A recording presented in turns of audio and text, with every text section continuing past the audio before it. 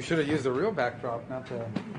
Well, I just had a couple points, and we'll answer your questions, and I'm sure you're dying to get home. So, first I want to thank Canada. They did a great job of hosting this, and Foreign Minister Jolie, who had to leave here. She's going to go be sworn in, remain in her post, and she's become a friend in the last few weeks as we've worked together. I knew her a little bit before, but gotten to know her now, obviously, in this role. They did a great job of hosting it, a beautiful place, and so we're grateful to them. I think we have a very strong statement from the G7. Hopefully you've gotten that by now and have been able to see it. A very strong statement on a number of issues of mutual concern. We touched those topics. It was a really good engagement, and obviously there'll be some follow-up. And it sort of sets up for the leaders' meeting later on this year, and we hope that'll be equally productive. But we felt really good about the statement, worked hard on it. I think it reflects our points on a number of topics. And I would just say the one takeaway, you're going to ask me questions about things that are going on in different bilateral relationships and so forth. But I think what's important, and something I said at the outset, which everybody agreed with, is that we're not going to allow the things we disagree on, and we'll disagree on things, to keep us from working closely on the things we agree on. And there are a lot of those. And hopefully the statement reflects that, and our actions will reflect that. And so we feel really good about it. The other announcement, and I think that's already reflected in the President's statements, there was what we felt was a very positive and productive engagement yesterday with President Putin and Special Envoy Witkoff. Obviously, he is on his way back. He should be back, and hopefully we'll convene this weekend. We'll examine the Russian position more closely and determine, the President will then determine what the next steps are. Suffice it to say, I think there is reason to be cautiously optimistic. But by the same token, we continue to recognize this is a difficult and complex situation. It will not be easy. It will not be simple.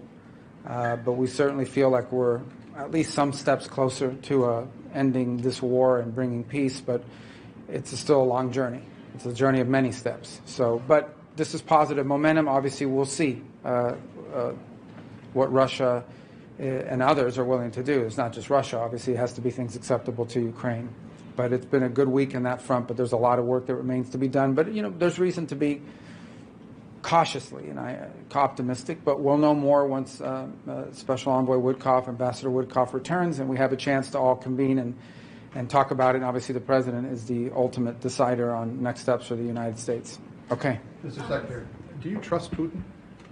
I think it's an irrelevant question. I think in foreign policy, it's not about trusting, it's about action. It's about things that you do.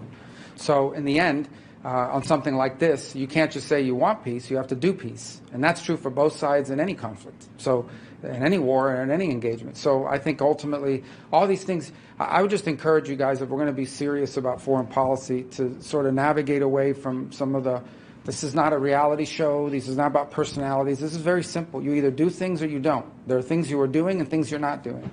And that's what foreign policy is driven by, and that's how our decisions should be driven by. So unfortunately, in foreign policy, oftentimes you will have to work with, I'm not talking about President Putin in particular, I'm talking about generally, you will have to work with people you don't like in foreign policy. And oftentimes you will have disagreements with people you like. Sometimes you will have to figure out how to work together with nations that are not aligned with you on most issues. And in some other cases, you may find yourself unaligned on an issue with a nation that you work with very closely on a bunch of other things. That's not just now true today. That has been true throughout the history of mankind and certainly the relations between nation states. So I think it's important. I get there's this temptation to cover foreign policy the way we cover domestic policy and the way we cover other things in our society. But foreign policy is about nation states pursuing what they have interpreted to be in their national interests. And balancing that is what the art of diplomacy and the work of foreign policy is all about. And so we need to sort of be mature and open-eyed and realistic without losing our idealism, without losing, what we hope the world will look like and want to shape it and be a part of.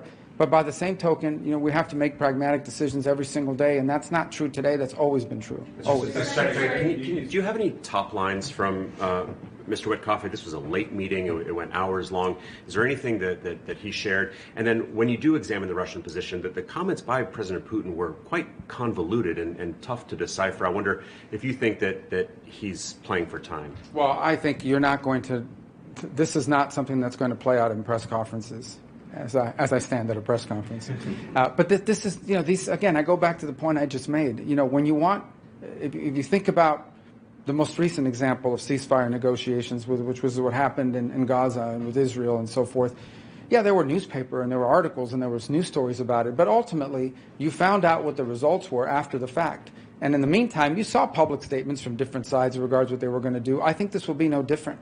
So certainly, we're not going to make our foreign policy decisions on the basis of what a leader simply says at a press conference or somebody puts up on a social media post because you're some blogger close to the Kremlin or something like that. And likewise, I don't think they're going to do that either. So I would just say that this is going to play out the way things of this nature and caliber have traditionally and normally play out, and that is with the leaders of the countries involved speaking, not in front of the cameras, not in front of the media, but in these negotiations that happen and in these talks that happen.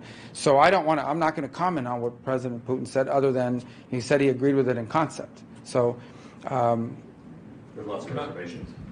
Well, again, he said that at a press conference. As I said, and I go back to the phrase I used earlier, I think there is reason for cautious optimism that something good could come of this. Obviously, we're going to wait for Ambassador Witkoff to return. He's not back yet. We're going to reconvene. Obviously, I spoke to him late last night. He spoke to the president well before that. He may have spoken to other members of our team. I've been here. But ultimately, we're going to reconvene, and the president will have options available to him, and decisions will be made after that. But I don't want to speculate or characterize anything beyond what I've just said until we have had a chance to sit down with Ambassador Witkoff, who's still overseas and in travel. Can I just follow up on that point then, Mr. Secretary, because when on the way here you said you were seeking an unconditional acceptance. I mean, clearly Mr. Putin is adding a whole series of conditions, and also the President says this should be... Well, how do you know he's adding conditions? From what he said publicly. Yeah. Well, I go back to the point I made. Let's let this thing play through, okay? And then let's figure out what... Let me at least talk to, let's the team get together on the state side of this and talk to Ambassador Witkoff and go through some of this. Again, we're not going to be involved in this process where I'm being asked to stake a position of U.S. policy on the basis of what someone said at a press conference yesterday. So we're going to work through this thing in a normal, sane fashion.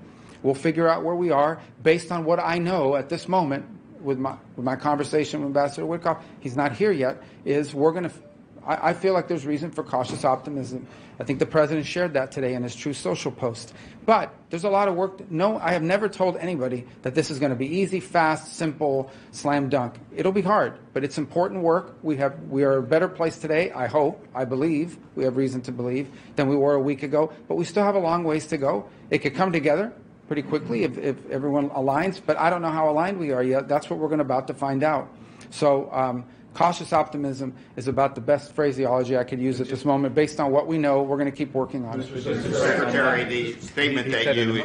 I'll get to everybody. But it's just the fundamental element of the President's proposal was it should be an immediate ceasefire. Sure, and that's the proposal. How long does Putin have? Well, in terms of long for what? How long does... Because there are those who say he's playing for time, that this is adding conditions, Well, this war's been going on for 3 years. So I think the question, and with no end in sight at this point, without this intervention by President Trump. So I think the question is, is the fundamental question really is not how long. I think the question is, are we actually moving towards a ceasefire, or is this a delay tactic? I'm not going to answer that because I can't characterize that for you right now. I think we'll know sooner rather than later, and a lot of that will be based on the conversation Ambassador Witkoff had yesterday and other factors that are in play. But we're not there yet, but we will get there.